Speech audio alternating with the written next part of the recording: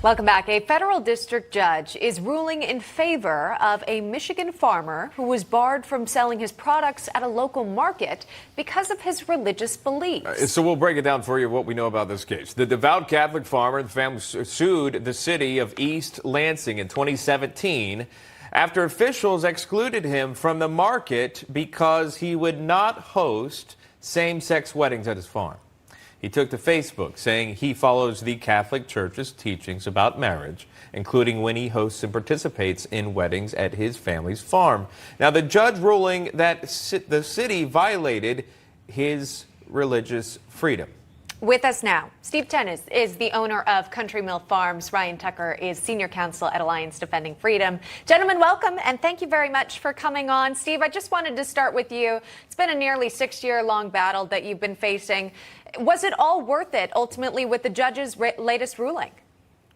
Absolutely. We're so blessed to have folks like Ryan Tucker and Kate Anderson from Alliance Defending Freedom that have been along our side now for the last 6 years to help us stand up so that all Americans can speak freely about what they believe and live out their faith or whatever beliefs they may have without the fear of government punishment.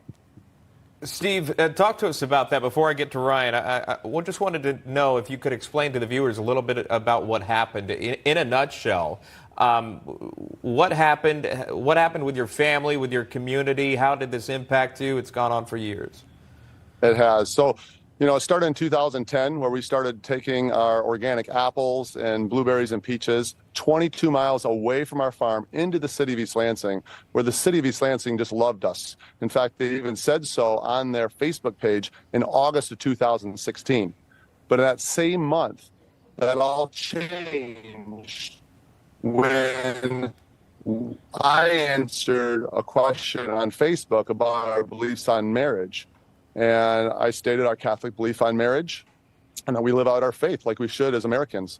And immediately the city of East Lansing started pressuring us not to come to the farmers market. And eventually they made a rule specifically to bar us from going to the market. Now, as veterans, my wife and I both had to step back and think, is this worth the fight? And it absolutely is. For our children and for future generations, we were partnered with ADF, and they were able to get an injunction from the judge in 2017 that has allowed us to go back there now for the last 7 years while this is played out in court. And again, we've served everybody at the market. We always have, no complaints. And we're just happy to get back to the market and hopefully put this behind us. All right. Well, we thank you for you and your wife's service to this country. And Ryan, we'll ask you about this. When you hear Steve's story, and again, it had to do with a Facebook post sharing religious beliefs. How did you know that this case was for you? Well, the facts are shocking. No one should be in a position or be forced to choose between following their religious beliefs on the one hand or participating in a government benefit for which they would otherwise be entitled, like a farmer going to a farmer's market here. What the court said is that untenable choice, choosing between your faith or participation in a government benefit like that violated Steve and his family's free exercise rights under the First Amendment. That's a clear constitutional violation. So it was very clear that ADF would be involved. Well, obviously, this was a years-long battle, a fight for your family, for your religious freedoms, and really the community who believes the way that you do. And it was a win for you. I'll close with Steve, if I can. What's next for you and your family? How were you received now at the farmers market? Are they happy to see you back? So again, for us, it's a continuation. And as farmers, we've continued to grow food for people and serve everyone. So we're just going to keep doing what we're doing. We do appreciate the community that has rallied around us.